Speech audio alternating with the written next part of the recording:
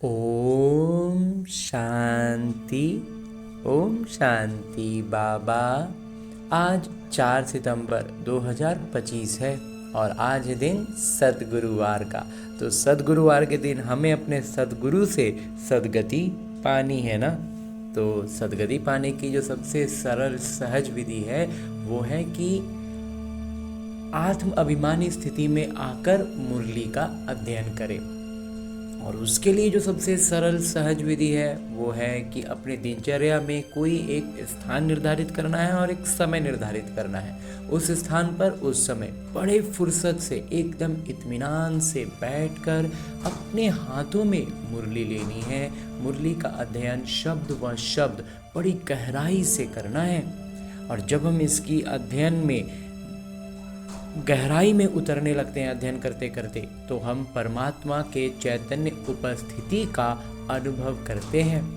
और उस चैतन्य उपस्थिति में की गई अध्ययन ना एकदम हमारे पुरुषार्थ को रॉकेट की तरह तेज कर देता है। तो ऐसी अनुभूति के लिए जो सबसे सरल सहज साधन है वो है कि मैं आत्मा अपने इस देह भान से अलग होकर अपने सूक्ष्म शरीर के साथ यानी अपने मन के साथ, ये जो मन जिसको हम कहते हैं कि बहुत भटकता है ना, इस मन को कभी हमने परमात्मा के पास लेकर गए ही नहीं है। उसे विकारी चीज़ों की तरफ ही घुमाते रहे हैं, वहीं पर हम गए हैं तो वो वहीं जा रहा है। उसे परमात्मा के पास लेकर चलते हैं। और ख़ास तौर पर मधुबन की धरा पर एकदम से पांडव भवन के हिस्ट्री हॉल में चलते हैं। यूँ तो हम 4 धाम की यात्रा जब भी अपने स्थिति अनुसार कर सकते हैं और उसके हर एक के लिए बाबा ने इस बार के व्यक्त मुरली में एकदम स्पष्ट किया है। तो हम अभी फ़िलहाल चूँकि हमें मुरली का अध्ययन करना है तो हम पहुंच जाते हैं हिस्ट्री हॉल में, जहां पर बाबा ने साकार तन का, ब्रह्म बाबा के तन का आधार लेकर ये मुरलियां चलाई थी। उस स्थान पर उपस्थित होते ही हम अनुभूति पाने लगते हैं। जब हम रोज़ बाबा से मिलते हैं ना, तो बाबा की निकटता हम सचमुच अनुभव करते हैं। और उसका सबसे सरल परिचायक होता है कि जब हम खुद को उस स्थान पर महसूस करते हैं, वहाँ पहुँचते हैं, बस मुझ आत्मा के सारे आत्मिक गुण सक्रिय हो जाते हैं। पवित्रता, शांति, प्रेम और सुख के प्रकंपन तीव्र हो जाते हैं। उनकी भरपूरता का एहसास मैं आत्मा करता हूँ। बाबा सम्मुख बैठ दृष्टि से मुझ आत्मा में ज्ञान प्रकाश और अष्ट शक्तियों का प्रवाह करते हैं, जिससे एक ऐसे आनंद का सृजन होता है जिस आनंद के आवरण में एक सुरक्षा घेरा का अनुभव होता है। और जिस आवरण में मैं और मेरे बाबा की सारी गुणवत्ताएं, बाबा का वो प्यार, वो सारा गुण भरपूर एहसास तो कराता ही है। और साथ ही साथ बाबा और मैं बड़ी फुर्सत से दोनों बैठ बातें करते हैं। अपने दिल की बात मैं आत्मा रूप में बाबा को बतलाता हूँ। अपने पुरुषार्थ के विषय में बाबा से अपनी दिल की बात करता हूँ।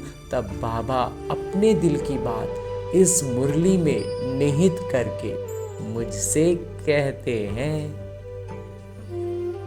मीठे बच्चे, संगम पर तुम्हें प्यार का सागर पिता प्यार का ही वर्षा देते हैं। जब इस संगम का समय है तो प्यार के सागर है ना मेरे बाबा, तो वो हमें वर्षे में क्या देंगे? प्यार ही देंगे ना। इसलिए तुम सबको प्यार दो, गुस्सा मत करो। हाँ जी बाबा कहते हैं तुम्हें भी सबको प्यार देना है। जब बाबा हमें संगम पर प्यार का वर्षा दे रहे हैं तो हमें भी बाबा की ही प्रत्यक्षता करनी है ना, तो गुस्सा कहाँ से कर सकते हैं। हाँ जी बाबा। आगे प्रश्न रूप में मेरे बाबा कहते हैं कि अपने रजिस्टर को ठीक रखने के लिए बाबा ने तुम्हें कौन सा रास्ता बताया है? उत्तर बतलाते हैं मेरे बाबा, प्यार का ही रास्ता बाबा तुम्हें बतलाते हैं, श्रीमत देते हैं। बच्चे, हर एक के साथ प्यार से चलो, किसी को भी दुख नहीं दो, कर्मेंद्रियों से कभी भी कोई उल्टा कर्म नहीं करो, सदा यही जांच करो कि मेरे में कोई आसुरी गुण तो नहीं है। मूडी तो नहीं हूँ, मूड के अनुसार हम घूम रहे हैं, मूड मेरे अनुसार रहेगा, इस पर भी ध्यान देना है। कोई बात में बिगड़ता तो नहीं हूँ, किसी बात में गुस्सा आ गया, बस गुस्सा कर दिए, मूड खराब हो गया, ये सब हमारी भाषा और स्थिति नहीं होनी चाहिए। किसी के व्यवहार से मेरा मूड खराब है, ऐसा बिल्कुल नहीं हो। गीत है वो ये वक्त जा रहा है। ओम शांति। मीठे मीठे रूहानी बच्चों ने गीत सुना। दिन प्रतिदिन अपना घर अथवा मंजिल नज़दीक होती जाती है। अब जो कुछ श्रीमत कहती है उसमें गफलत ना करो। बाबा का निर्देश मिलता है कि सबको मैसेज पहुंचाओ, सब तक ये संदेश पहुंच जाना चाहिए। बच्चे जानते हैं लाखों करोड़ों को ये मैसेज देना है। फिर कोई समय आ भी जाएंगे और कोई समय ऐसा होगा कि वो स्वयं भी आएंगे, कुछ जिज्ञासु। तो जब बहुत हो जाएंगे तो बहुतों को मैसेज देंगे। जैसे जैसे हम ब्राह्मणों की संख्या बढ़ेगी तो मैसेज देने वाले तो बढ़ते जाएंगे ना। बाबा का मैसेज मिलना तो सबको है। मैसेज है बहुत सहज, सिर्फ बोलो अपने को आत्मा समझ बाबा को याद करो। और कोई भी कर्मेंद्रियों से, चाहे वो मनसा हो, वाचा हो, कर्मणा हो, कोई बुरा काम नहीं करना है।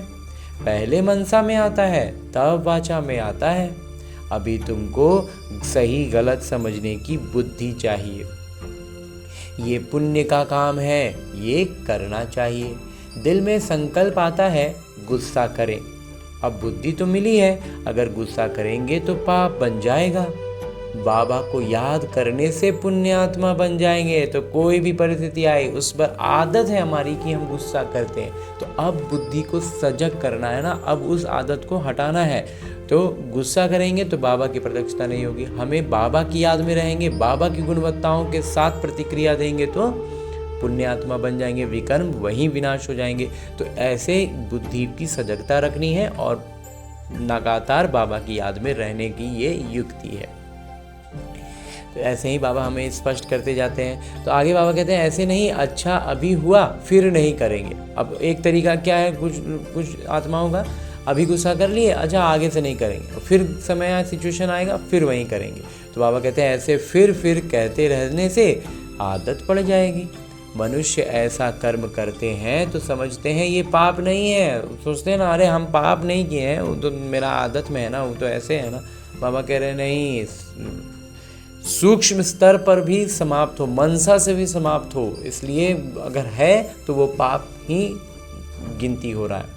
अभी बाबा ने बताया है ये बड़े से बड़ा पाप है, इन पर जीत पाना है और सबको बाबा का मैसेज देना है, सबको बाबा का ये संदेश देना है। बाबा कहते हैं मुझे याद करो, मौत सामने खड़ा है एकदम, अब अंत समय नज़दीक है और खुद का भी तो नहीं कह सकते हैं ना कि कब किस आत्मा का शरीर छूटेगा। तो इसलिए बाबा कहते हैं याद करो, बाबा की याद में रह करके अधिक से अधिक विकर्म विनाश करो। जब कोई मरने पर होते हैं तो उनको कहते हैं गॉड फादर को याद करो, परम पिता को याद करो, रिमेंबर गॉड फादर। वो समझते हैं ये गॉड फादर, ये परम पिता परमात्मा के पास जाते हैं, तो इसलिए बोलते हैं ऐसा। परंतु वो लोग ये तो नहीं जानते कि गॉड फादर को याद करने से क्या होगा, परम पिता परमात्मा को याद करने से होगा क्या, ये जानते नहीं। सोचते हैं उनके पास चले जाएंगे, उनके पास जाने का समय आ गया। कहाँ जाएंगे ये थोड़ी जानते हैं। आत्मा एक शरीर छोड़ दूसरा लेती है। गॉड फादर के पास तो, परम पिता परमात्मा के पास तो कोई जा ना सके। तो अब तुम बच्चों को अविनाशी पिता की अविनाशी याद चाहिए। पिता तो अविनाशी है ही, याद हमारी अविनाशी होनी चाहिए। जब तमो प्रधान दुखी बन जाते हैं तब तो एक दूसरे को कहते हैं परमात्मा को याद करो। सब आत्माएं एक दूसरे को कहती हैं, कहती तो आत्मा है ना, तो वास्तव में क्या हो रहा है, कहता तो आत्मा है, लेकिन हमारा स्थिति ऐसा हो जाता है कि हम समझ नहीं पाते हैं, शरीर के स्तर पर ही देख पाते हैं। ऐसे नहीं कि परमात्मा कहते हैं, आत्मा आत्मा को कहती है बाबा को याद करो। ये एक कॉमन रस्म है, बहुत सरल रस्म है कि भगवान को याद करो। मरने समय ईश्वर को याद करते हैं, ईश्वर का डर रहता है, समझते हैं अच्छे व बुरे कर्मों का फल ईश्वर ही देते हैं। बुरा कर्म करेंगे तो ईश्वर धर्मराज द्वारा बहुत सजा देंगे, इसलिए डर रहता है। बरोबर कर्मों की भोगना तो होती है ना, कर्मों के हिसाब से जो कर्म फल है वो तो भोगना ही पड़ेगा। तो तुम बच्चे अभी कर्म, अकर्म और विकर्म की गति को समझते हो, जानते हो ये कर्म अकर्म हुआ। जो कर्म विकार रहित है वो अकर्म हो गया ना। तो याद में रह, जो कर्म करते हैं वो अच्छे करते हैं। रावण राज्य में मनुष्य बुरे कर्म ही करते हैं। रावण के प्रभाव में आकर के जो भी कर्म, कर्म का मतलब वो मनसा में आने वाला संकल्प ही को ना हो, वो क्या है? बुरा कर्म। तो राम राज्य में बुरा काम कभी होता नहीं। अब श्रीमत तो मिलती रहती है, कहीं बुलावा होता है, ये करना चाहिए वह नहीं करना चाहिए, हर बात में पूछते रहो। कोई भी बात में मन में आए ना, बाबा से जब हमारी नज़दीकी हो जाती है ना, तो हम बाबा से पूछते हैं और बाबा हमें बहुत अच्छे से जवाब देते हैं। अब इसका एक उदाहरण बाबा बताते हैं कि समझो कोई पुलिस की नौकरी करते हैं, तो उन्हें भी कहा जाता है तुम पहले प्यार से समझाओ, सच्ची ना करे, अगर वो सच ना बताए तो बाद में मार। प्यार से समझाने से हाथ आ सकते हैं। वो प्यार का जब उनको निर्विकारी प्यार जब उनको एहसास होगा ना, तो वो वहीं पर एकदम से मतलब कहे ना पिघल जाएंगे। वो भी तो परिस्थितियों के अनुसार ऐसा अपने आप को सख्त बना के रखते हैं, लेकिन जब परमात्मा प्यार का अनुभूति पाएंगे ना, तो वो वहीं पिघल जाएंगे विकार से, वहीं पर एकदम से उनका होश में आना जिसको कहते हैं ना, वैसा होगा। बाबा कहते हैं प्यार से समझाने से हाथ आ सकते हैं, परंतु उस प्यार में भी योग बल भरा होगा तो उस प्यार की ताकत से कोई को भी समझाने से समझेंगे। जब योग बल से भरपूर होकर के हम प्यार की बात करेंगे ना, प्यार से बात करेंगे ना, तो सामने वाले आत्मा पर उसका बहुत गहरा प्रभाव पड़ता है। उसका जो आत्मिक गुण है ना, उसके अंदर भी प्यार वाला गुण है, वो सक्रिय हो जाता है। और जब वो सक्रिय होता है ना, तो फिर एकदम से बहुत ज़बरदस्त परिवर्तन हम देख पाते हैं। तो बाबा कहते हैं कि उस प्यार की ताकत से कोई को भी समझाएंगे ना, तो वो समझेंगे। ये तो जैसे ईश्वर समझाते हैं, और वो क्या उनको अनुभव होगा कि जैसे भगवान आकर के हमको समझा रहे हैं, भगवान इनमें प्रवेश करके हमको समझा रहे हैं, ऐसा अनुभव करेंगे। तो ऐसा अनुभव कराना ही तो हम इस ब्रह्मा कुमार का, हम सभी ब्राह्मण भाई बहनों का यही तो उद्देश्य है ना, अभी वर्तमान लौकिक जीवन का। तो तुम ईश्वर के बच्चे योगी हो ना, तुम्हारे में भी ईश्वरीय ताकत है। ईश्वर प्यार के सागर हैं, उनमें ताकत है ना, वो है तो प्यार के सागर, लेकिन क्या शक्ति की कोई कमी है? सागर हैं शक्तियों के, तो सबको वर्षा देते हैं। इतना शक्ति है कि सबको उसका भरपूर खजाना लुटाते हैं। तुम जानते हो स्वर्ग में प्यार बहुत होता है, अभी तुम प्यार का पूरा वर्षा ले रहे हो। लेते लेते नंबरवार पुरुषार्थ अनुसार करते करते प्यारे बन जाएंगे। बाबा कहते हैं लेते लेते ना, बाबा का ये प्यार, ये शक्तियाँ हम लेते जाएंगे और पुरुषार्थ में जितना उसको लगाते जाएंगे तो नंबरवार हो जाएंगे और प्यारे न्यारे बन जाएंगे। बाबा कहते हैं किसी को भी दुख नहीं देना है, नहीं तो दुखी होकर मरेंगे। बाबा प्यार का रास्ता बताते हैं। मनसा में आने से वो शक्ल में भी आ जाता है। अगर मन में कोई बात है ना, तो वो चेहरे से दिखाई देगा। अंग्रेजी में एक कहावत हमने सुना था, face is the index of mind. मन में क्या चल रहा है ना, ये चेहरे से झलकता है। कर्मेंद्रियों से कर लिया तो रजिस्टर खराब हो जाएगा। मतलब एक तो हुआ मनसा में आया तो वो चेहरा में झलकने लगेगा, और अगर कर्म में ले आए तो आगे तो फिर रजिस्टर ही खराब हो गया ना। तो देवताओं की चाल चलन का गायन करते हैं ना, इसलिए बाबा कहते हैं देवताओं के पुजारियों को समझाओ। वो महिमा गाते हैं, आप सर्वगुण संपन्न 16 कला संपूर्ण हो, और अपनी चाल चलन भी सुनाते हैं कि हम कैसे नीच पापी हैं। तो उनको समझाओ तुम ऐसे थे, अब नहीं हो, फिर होंगे जरूर। तुमको ऐसा देवता बनना है तो अपनी चाल ऐसी रखो।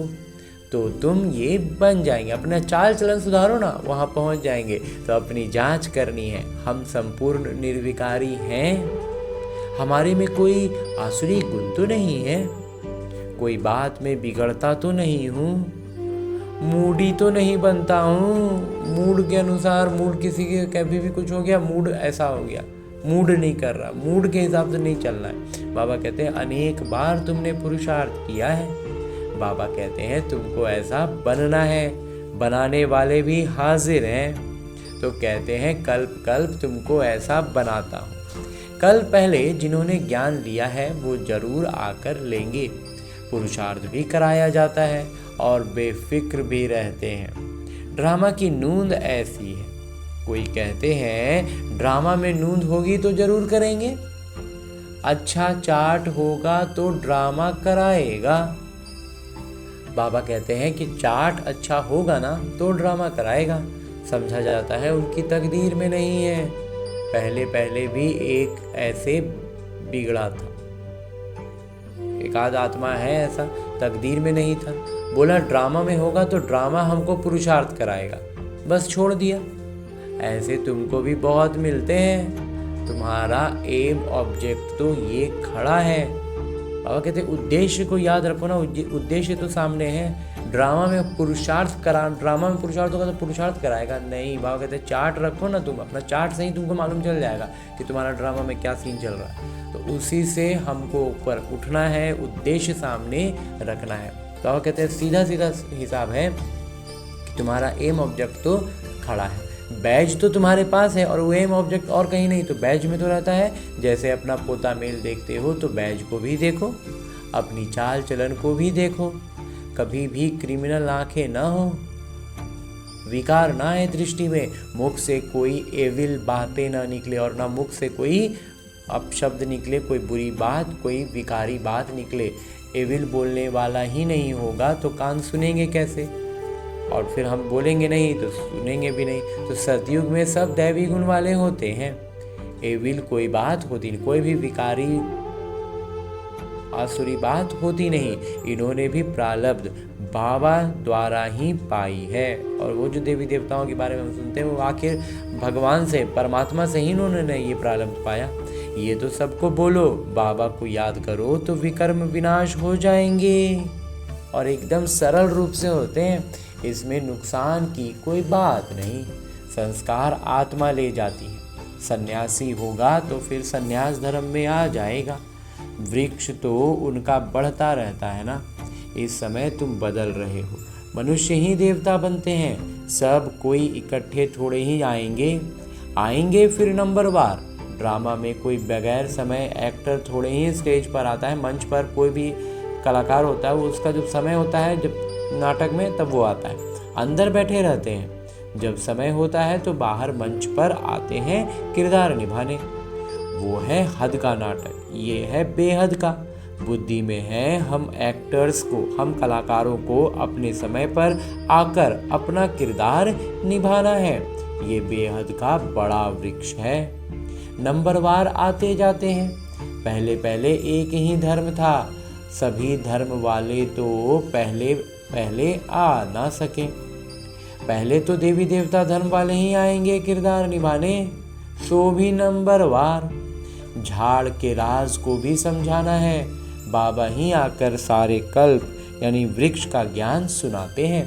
इनकी भेंट यानी इनकी तुलना फिर निराकारी वृक्ष से होती है। एक पिता ही कहते हैं मनुष्य सृष्टि रूपी वृक्ष का बीज मैं हूँ। बीज में झाड़ समाया हुआ नहीं है। कोई भी बीज में पूरा वृक्ष घुसा हुआ थोड़ी रहता है, लेकिन हाँ, वृक्ष का ज्ञान समाया हुआ है। हर एक का अपना अपना किरदार है। चैतन्य वृक्ष है ना, तो वृक्ष के पत्ते भी नंबरवार निकलेंगे। इस वृक्ष को कोई भी समझते नहीं है। इनका बीज ऊपर में है, इसलिए इनको उल्टा वृक्ष कहा जाता है। रचयिता पिता है ऊपर में, तुम जानते हो। हमको जाना है घर जहाँ आत्माएं रहती हैं। अभी हमको पवित्र बनकर जाना है। तुम्हारे द्वारा योग बल से सारे विश्व पवित्र हो जाती है। तुम्हारे लिए तो पवित्र सृष्टि चाहिए ना, हम पवित्र बन जाएंगे तो फिर हमारे लिए सृष्टि भी तो पवित्र चाहिए ना। तो तुम पवित्र बनते हो तो दुनिया भी पवित्र बनानी पड़े, सब पवित्र हो जाते हैं। तुम्हारी बुद्धि में है, आत्मा में ही मन बुद्धि है ना, चैतन्य है, आत्मा ही ज्ञान को धारण कर सकती है। तो मीठे मीठे बच्चों को ये सारा राज बुद्धि में होना चाहिए, कैसे हम पुनर्जन्म लेते हैं। 84 का चक्र पूरा होता है तो सबका पूरा होता है। जब हमारा 84 का चक्र पूरा होता है ना तो सबका चक्र पूरा हो जाता है, सब पावन बन जाते हैं। ये अनादि बना हुआ ड्रामा है, एक क्षण भी ठहरता नहीं है। ये ड्रामा ऐसा है ना जो एक क्षण भी रुकता नहीं है। बाबा कहते हैं ना, टिक टिक चलती रहती है, क्षण दर क्षण जो कुछ होता है सो फिर कल्प बाद होगा। हर एक आत्मा में अविनाशी किरदार भरा हुआ है। वो कलाकार करके 2-4 घंटे का किरदार निभाते। वो जो लौकिक कलाकार होते हैं क्या होता है, 2 से 4 घंटे का उनका कलाकारी होता है, अदाकारी होता है। ये तो आत्मा का स्वाभाविक किरदार मिला हुआ है। तो बच्चों को कितनी खुशी होनी चाहिए। अति इंद्रिय सुख अभी संगम का ही गाया हुआ है। बाबा आते हैं 21 जन्मों के लिए, हम सदा सुखी बनते हैं।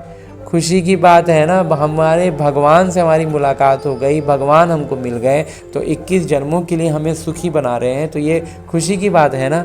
जो अच्छी रीति समझते और समझाते हैं वो सेवा पर लगे रहते हैं। कोई बच्चे खुद ही अगर क्रोधी हैं तो दूसरों में भी प्रवेशता हो जाती है। हम क्रोध करेंगे तो दूसरों में भी वो क्रोध, मतलब एक हमने अपनी तरफ से विकार का संदेश दिया तो वो भी उनका विकार भी सक्रिय होगा ना।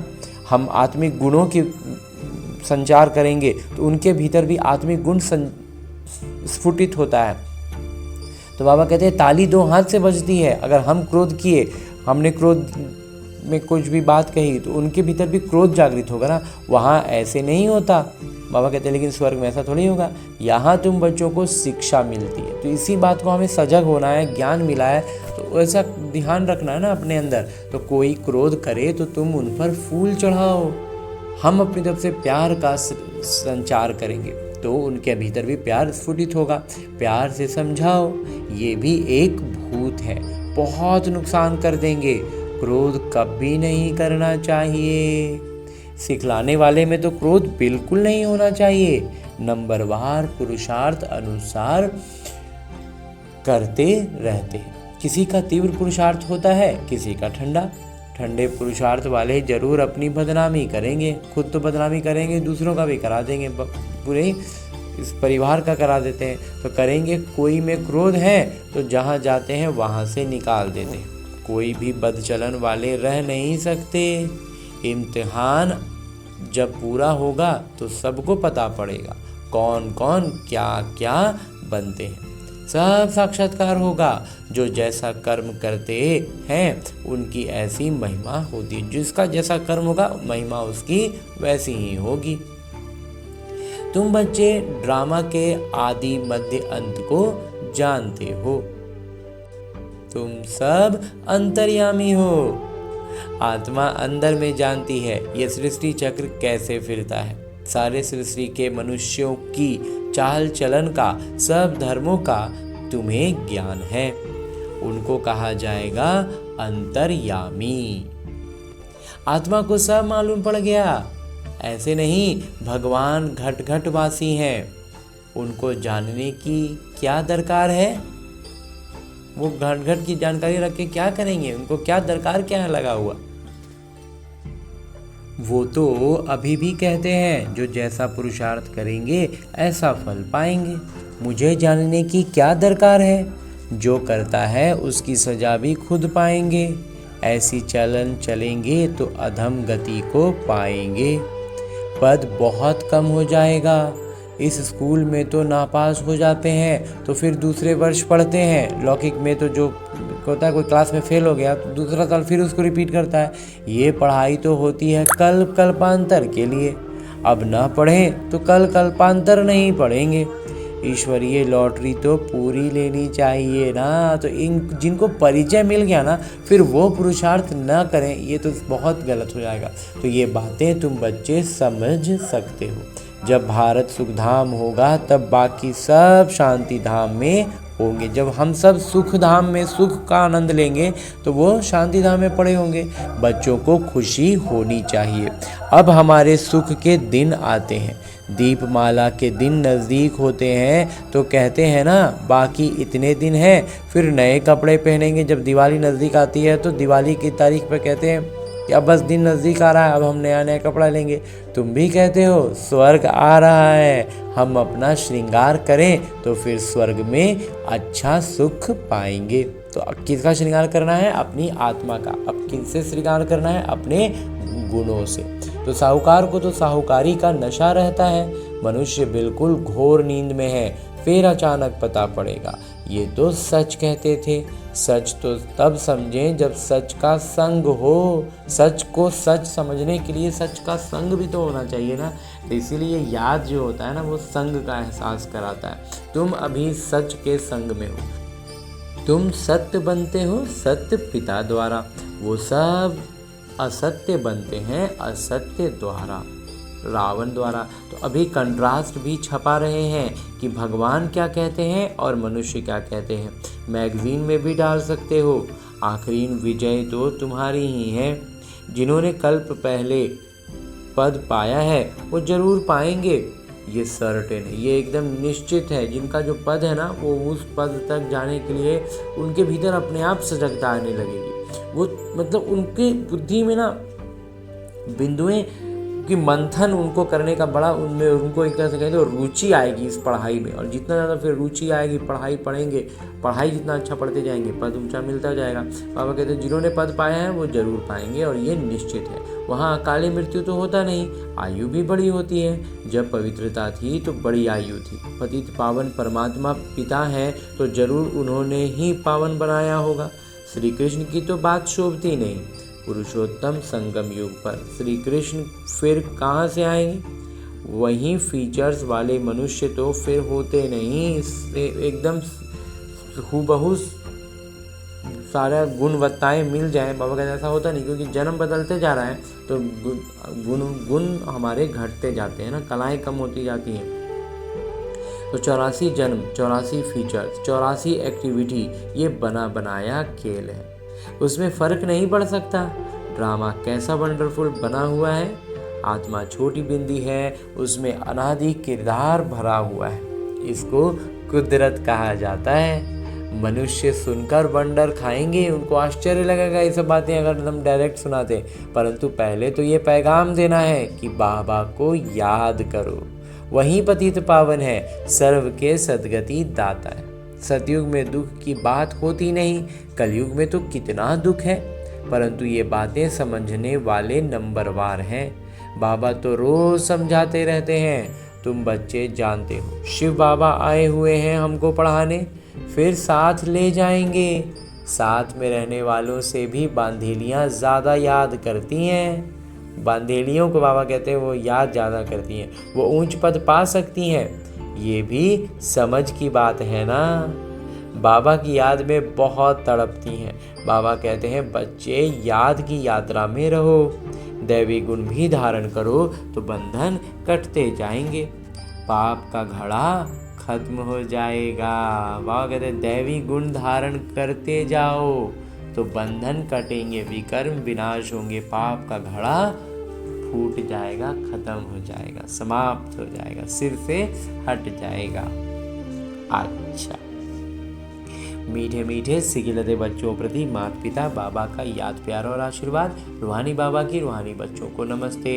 हम रूहानी बच्चों की ओर से रूहानी माता पिता को याद प्यार और प्रणाम। धन्यवाद बाबा, धन्यवाद। मुरली के लिए भी धन्यवाद और इस अनूठे अलौकिक ब्राह्मण जीवन के लिए भी बहुत बहुत बहुत धन्यवाद बाबा, बहुत धन्यवाद।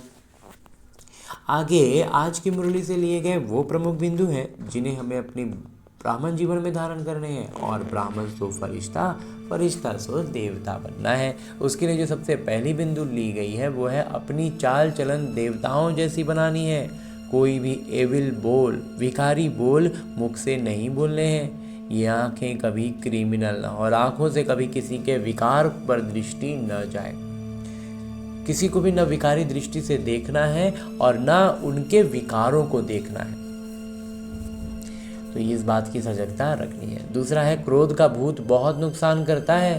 ताली दो हाथ से बजती है, इसलिए कोई क्रोध करे तो किनारा कर लेना है, उन्हें प्यार से समझाना है। हाँ जी बाबा। और आगे मेरे बाबा वरदान दे रहे हैं। वरदान देते हुए मेरे बाबा कहते हैं, त्याग, तपस्या और सेवा भाव की विधि द्वारा सदा सफलता स्वरूप भवा। हमें क्या अपनाना है? त्याग, तपस्या और सेवा, ये भावना रखनी है। तो बाबा कहते हैं ये भावना होगी, ये विधि का काम करेगी और इस विधि से हम क्या बन जाएंगे? सदा सफल स्वरूप, सफलता स्वरूप। विस्तार से बाबा कहते हैं कि त्याग और तपस्या ही सफलता का आधार है। त्याग की भावना वाले ही सच्चे सेवाधारी बन सकते हैं। त्याग से ही स्वयं का और दूसरों का भाग्य बनता है और दृढ़ संकल्प करना यही तपस्या है। तो त्याग, तपस्या और सेवा भाव से अनेक हद के भाव समाप्त हो जाते हैं। बहुत सी बातें ना बस इस भावना मन में आती है ना, उतना ही से बहुत सा छोटा छोटा बात तो ऐसे ही खत्म हो जाता है। संगठन शक्तिशाली बनता है। एक ने कहा, दूसरे ने किया, कभी भी तू मैं मेरा तेरा ना आए तो सफलता स्वरूप निर्विघ्न बन जाएंगे। हाँ जी बाबा।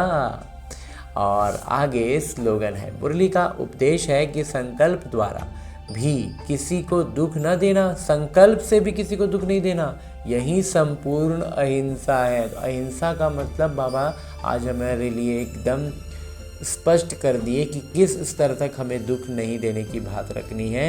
मनसा तक, संकल्प द्वारा भी किसी के बारे में कुछ बुरा संकल्प भी नहीं करना है, दुख देने वाला संकल्प भी नहीं करना है। हाँ जी बाबा। और अभी तक हमने परमपिता परमात्मा से उनके चैतन्य उपस्थिति के साथ मुरली का अध्ययन किया।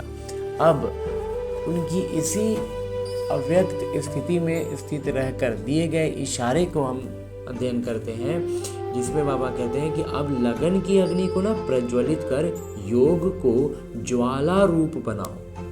इतना तेज होना चाहिए कि किसी के संबंध संपर्क में भी हम आए ना तो उसमें प्रभाव आ जाए, उस पर असर दिखाई दे। और इसकी स्पष्टता करते हुए इस योग बल की स्थिति को इतना श्रेष्ठ बनाने के लिए बाबा हर दिन हमें अलग अलग आयामों से अलग अलग युक्तियाँ बतलाते हैं। तो आज के लिए बाबा ने जो इशारा देते हुए कहा है वो है कि योग को ज्वाला रूप बनाने के लिए क्षण में बिंदी स्वरूप बन मन बुद्धि को एकाग्र करने का अभ्यास बार बार करो। बाबा कहते हैं योग हमारा ज्वाला रूप कैसे बनेगा, तो उसकी विधि बाबा हमें बता रहे हैं कि बात बात में कोई भी कुछ भी हुआ ना, बाबा कहते हैं उसको बनाने के लिए एक क्षण में मन बुद्धि को एकाग्र कर लेना है, बिंदी रूप में खुद को स्थित करना है, मन बुद्धि को एकाग्र करने का अभ्यास बार बार करना है। स्टॉप कहा और सेकंड में व्यर्थ देह भान से मन बुद्धि एकाग्र हो जाए, अब भी रोके अब भी रुक जाए, ऐसा अभ्यास, इसके लिए भी अभ्यास करना होगा, ऐसे नहीं होने वाला। तो बाबा कहते हैं ये इसका अभ्यास बार बार करो। तो स्टॉप कहा और सेकंड में व्यर्थ भान से मन बुद्धि एकाग्र हो जाए, ऐसा नियंत्रण शक्ति सारे दिन में इस्तेमाल करो। पावरफुल ब्रेक द्वारा मन बुद्धि को नियंत्रित करो, जहां मन बुद्धि को लगाना चाहो वहां क्षण में लग जाए। इस बात का हमें ध्यान रखना है कि आदत में, इस चीज को भी ना आदत में बनाना है। अभी क्या है, मन बुद्धि जिधर जाता है हम उधर जाने लगते हैं। अब हमें इस बात को अपनी स्मृति में लाना है, ज्ञान हमें स्पष्ट हो गया है, अब सिर्फ अभ्यास बचा हुआ है। अभ्यास करना है कि हम जब जहाँ लगे कि पहले, अब हम पे अपने आप ये ना, अब ज्ञान जब इतना स्पष्ट होने लगता है ना तो दिखने लगता है हमारा मन फिर इधर उधर कहीं गलत तरफ बढ़ रहा है, तुरंत रोकना है, एकदम एक क्षण में एकदम पावरफुल ब्रेक। बाबा कहते हैं अभी तो मतलब अभी वहीं रुक जाए और इस देवभान की बेफिजूल की चीज़ों से हम पहले खुद को रोक लें। और फिर बाबा कहते हैं अगला स्टेप क्या करना है, हम अभी जहाँ चाहे ना वहाँ उसको लेकर चले। तो ये चीज़ आदत से आएगी, अभ्यास से आएगी। तो ऐसा अभ्यास करने के लिए अभी हमें क्या करना होगा, लौटना होगा अपने इस किरदार में, जहाँ क्षण प्रति क्षण हमें भिन्न भिन्न परिस्थितियाँ मिलेंगी और उन परिस्थितियों पर हम अपना अभ्यास आगे बढ़ाते चलेंगे और अपनी मंजिल तक पहुंच जाएंगे और उसका वर्तमान प्रभाव भी हम अपने जीवन में अनुभव करेंगे, करते हैं। तो ऐसी श्रेष्ठ भावना और श्रेष्ठ उद्देश्य के साथ ढेर सारी शुभ भावनाएं और शुभकामनाओं से भरपूर होकर लौटते हैं अपने इस किरदार में, अपने स्थूल शरीर में। अच्छा, ओम शांति।